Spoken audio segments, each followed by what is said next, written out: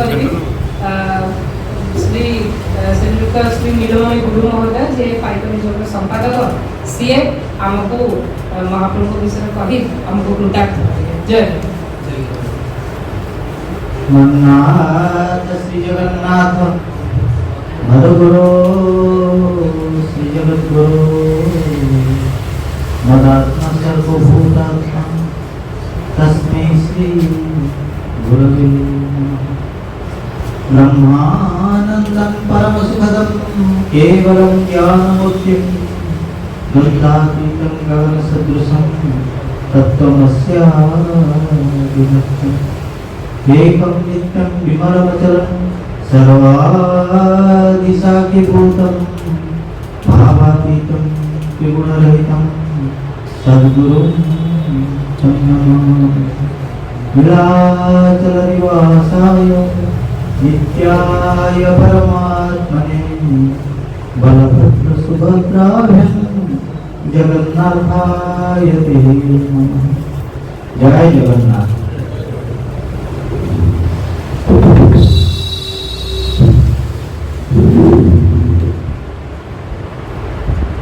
आज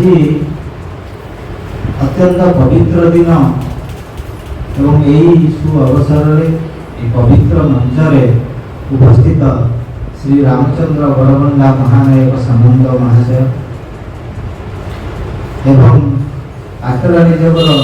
सभापति श्रीयुक्त कृष्ण महोदय उपसभापति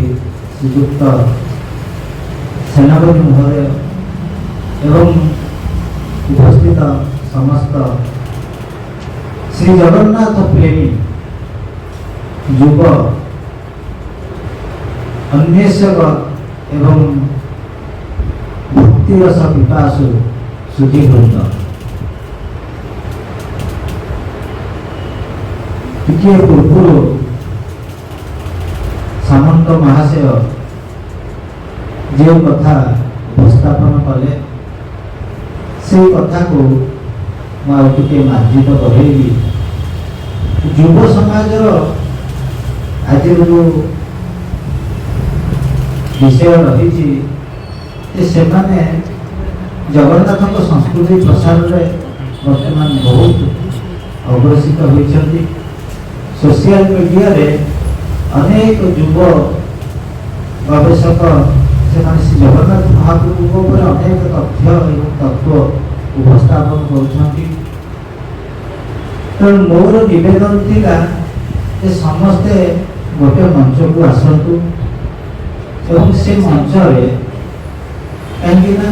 बर्तमान युग हूँ सोशल मीडिया युग अमेरिका रे वर्तमान जड़े स्वामी आद्यानंद सरस्वती सहित मोर साक्षात होता से 18टा जगन्नाथ मंदिर प्रतिष्ठा कर स्वामी जी महाशय मत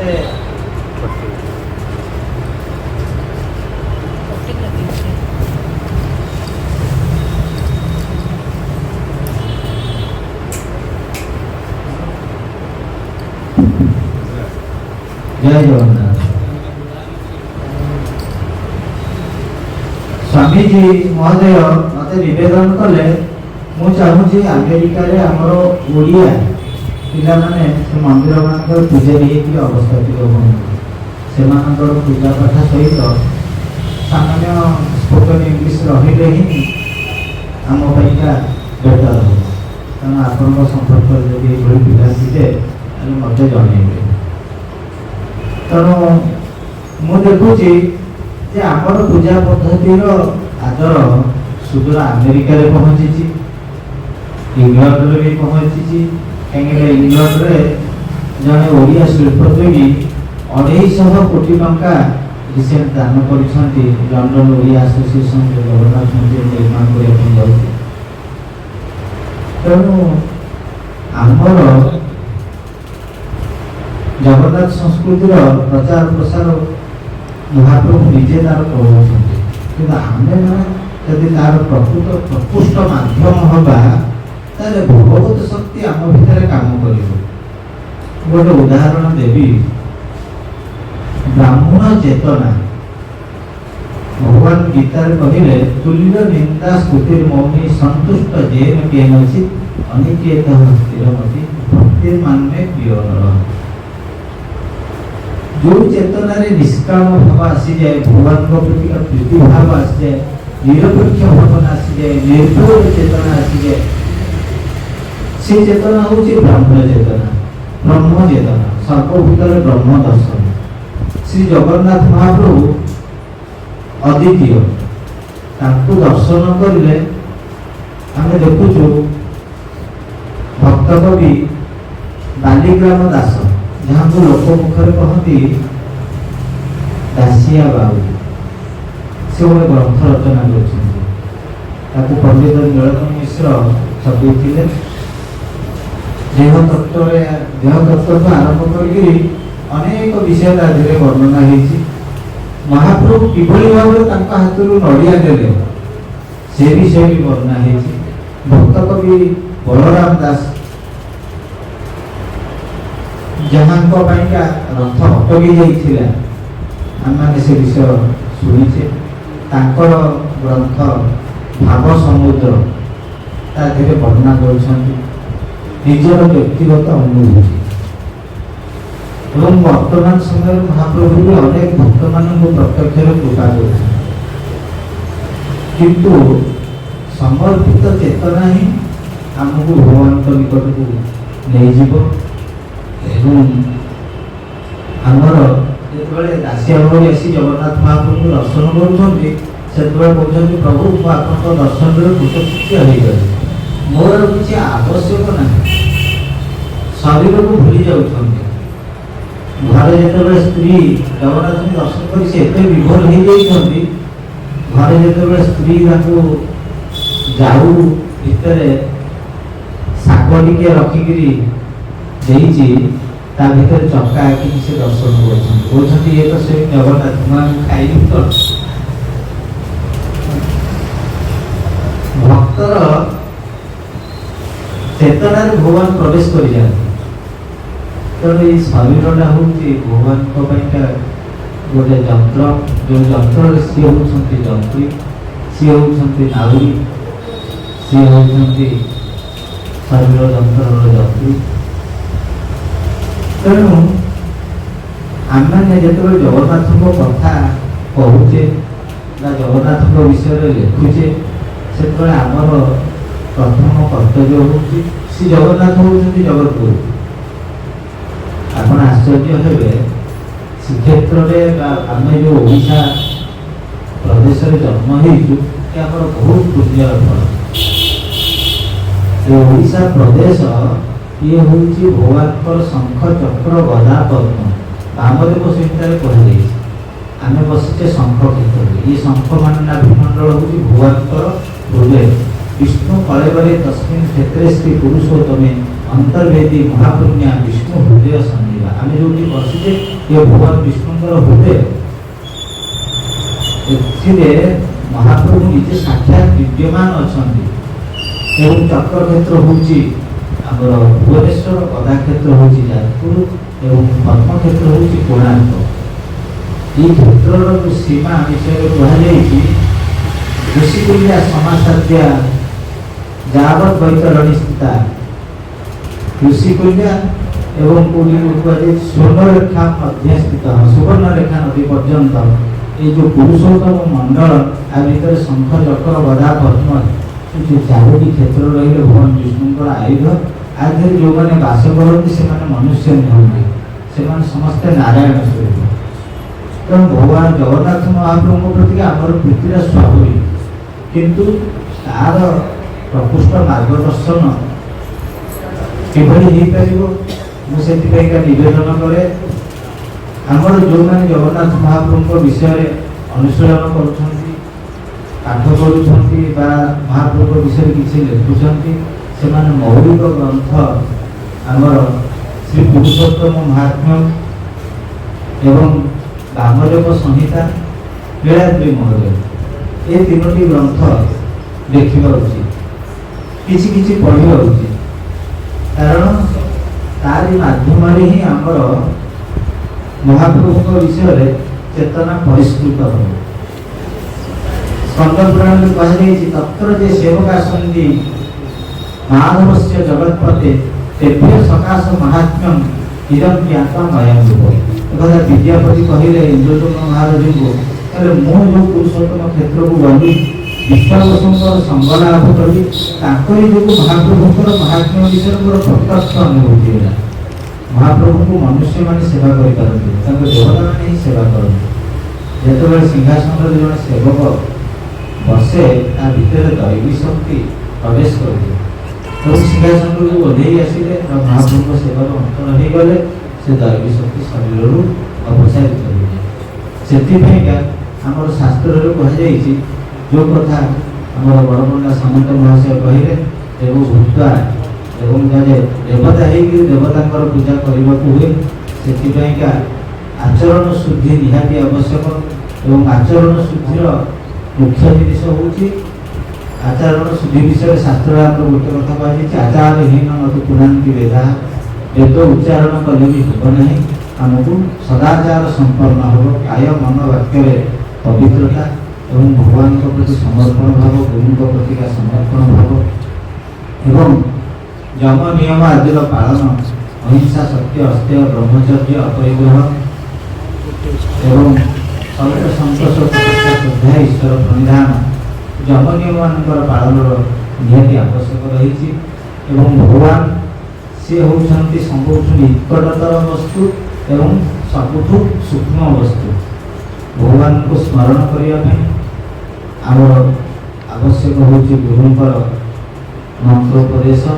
शास्त्र निर्देश कहीं कलिजुग अनेक गुरु बाहर जो मैंने शिष्य मान भूमित करने यहाँ हूँ कलिजुगर गोटे विशेष लक्षण तेणु प्रकृष्ट गुरु जो कथा शास्त्र कहुई श्री जगन्नाथ महाप्रभुंर कृपारे लाभ हो एनाबे गुरु कर्णधार मुझे अनुकूल संधि भगवान भागवत उद्धव को जे जो शरीर रूपक नाव आधे गुरु ही कर्णधार है मु अनुकूल शरीर रूप प्रभावित हो जीवन को सठिक लक्ष्य पहुँचे देवी तेणु अनेक किसी विषय रही अधिक समय कहबी केवल ये निवेदन करी आज गोटे अति पवित्र दिवस वैशाख शुक्ल पंचमी जो तिथि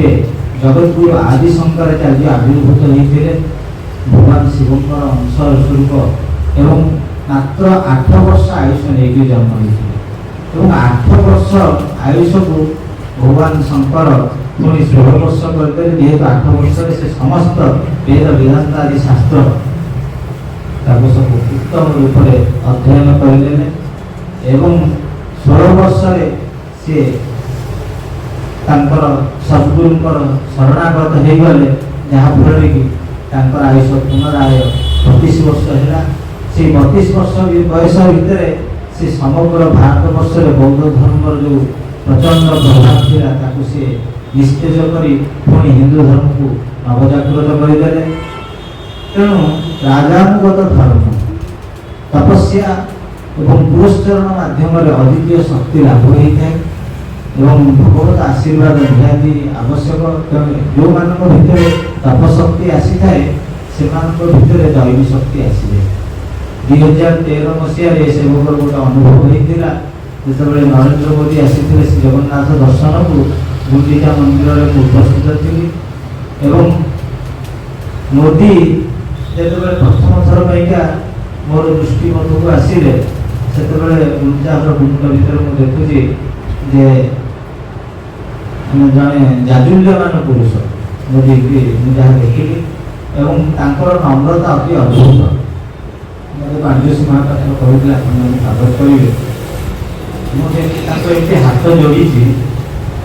सी नाभि पर्यंत झुकिक प्रणाम निवेदन करें मो भर गोटे भाव सृष्टि है ये भारतर प्रधानमंत्री होगापा योग्य किंतु महाप्रभुंर आशीर्वाद ना कहीं पांचसी महापात्र सहित नवीन निवास एवं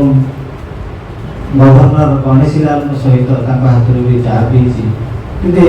सेमानकर भी नम्रता देखी कि अद्वितीय नम्रता मोदी मोदी जो जगन्नाथ महाप्रभु को सिंहासन पाखे प्रणाम कले महाप्रभुकर माला खसी पड़े पांचुष महापात्र कहले आज्ञा महाप्रभुकर माला खसी पड़े महाप्रभु चाहिए से भारत प्रधानमंत्री हूँ समस्त जानती 2014 इलेक्शन से भारत प्रधानमंत्री हेले आहरी अद्भुत कथा जो जगन्नाथ महाप्रभुर रथ यात्रा बंद हो जाऊला से प्रत्यक्ष भाव में नरेंद्र मोदी और अमित शाह उभय ही चाहिए जगन्नाथ महाप्रभुर रथ यात्रा हो ये महाप्रभु गोटे कथा निवेदन करने चाहिए 2018 मसीह जो जगन्नाथ मंदिर केस चलता जन विशिष्ट विद्वान सुप्रीमकोर्ट सॉलिसिटर जनरल थे 2011-14 ओभार सुब्रमण्यम सी जगन्नाथ महामंदिर आमिकोस भाव आसी सहित मोर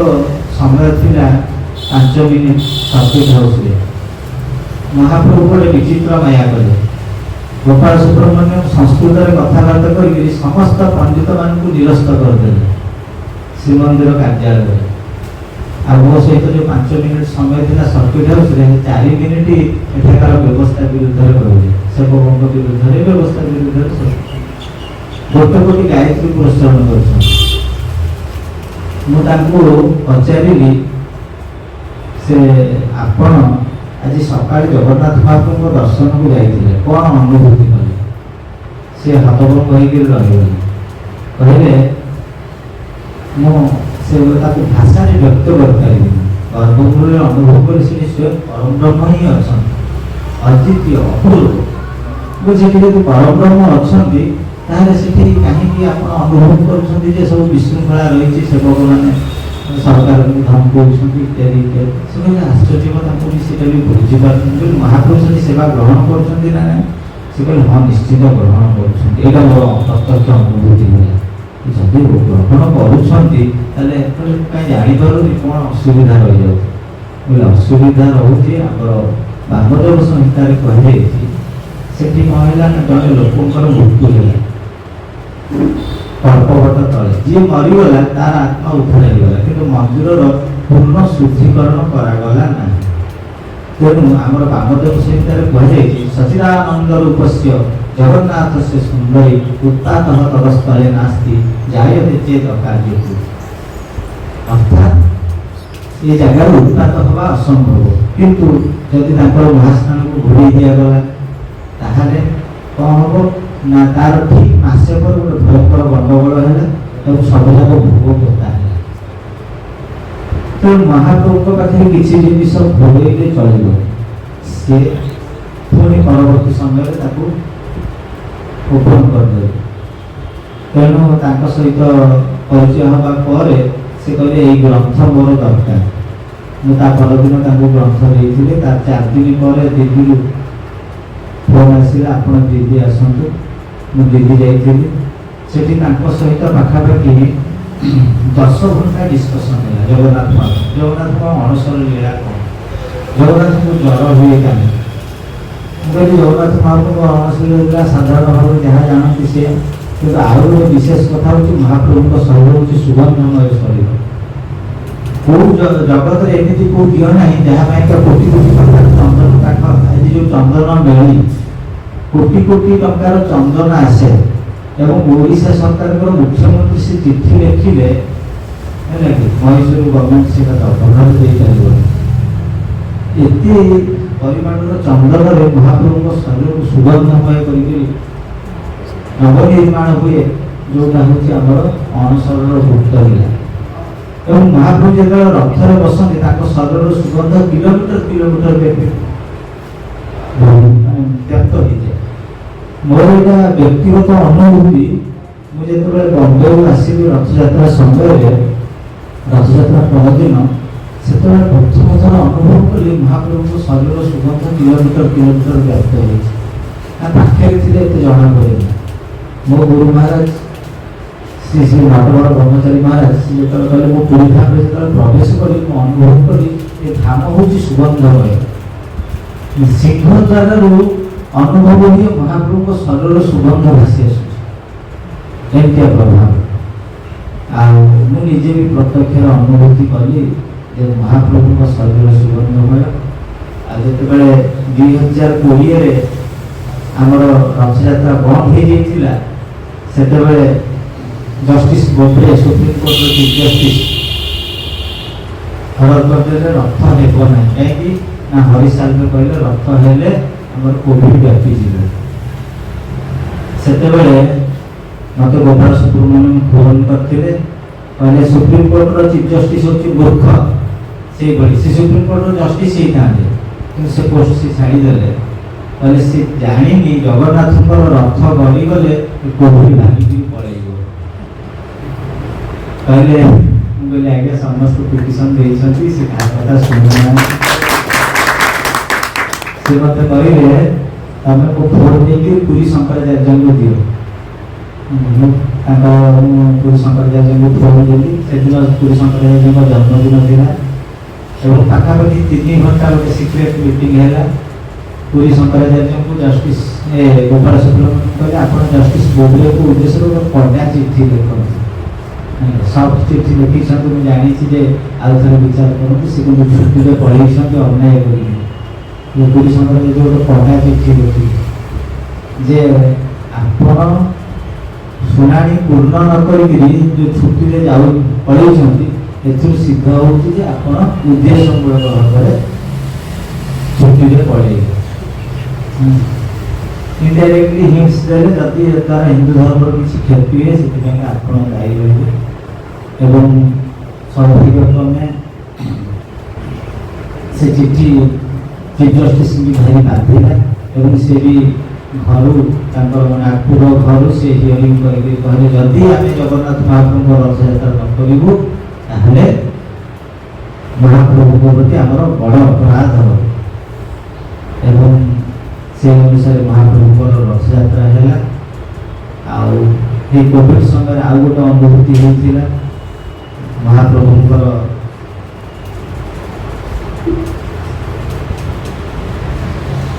କିଛି କିଛି ଜିନିଷ ଗୁପ୍ତ ରହିବା ଉଚିତ। ମୁଁ ବିଶେଷ କରୁନି, ଆପଣମାନଙ୍କୁ ଏତିକି ନିବେଦନ କରିବି ଏ ଯେଉଁ ଚନ୍ଦନମେଳି ଆୟୋଜନ ये जगन्नाथ महाप्रभु प्रेरणा ହେଇଛି। ଏଠି ବଡ଼ ବଡ଼ ମହାପ୍ରଭୁ ସମସ୍ତେ ବସିଛନ୍ତି, ସବୁ ସହଯୋଗୀ ଏବଂ ବନ୍ଧୁମାନେ ବସିଛନ୍ତି। ସମସ୍ତଙ୍କୁ ମୋର ଅନ୍ତରରୁ ନମ୍ର ନିବେଦନ, ମହାପ୍ରଭୁଙ୍କ ବିଷୟକୁ ସେମାନେ ଶ୍ରଦ୍ଧା ଭାବେ ପାଠ କରନ୍ତୁ ଏବଂ ମହାପ୍ରଭୁଙ୍କୁ ଚିନ୍ତା କଲେ ସେ ନିଶ୍ଚିତ ଭାବରେ ମାର୍ଗଦର୍ଶନ କରାଇବେ। ମୁଁ ମୋର ବାଣୀକୁ ବିରାମ ଦେଉଛି। ଓମ୍ ଶାନ୍ତି ଶାନ୍ତି।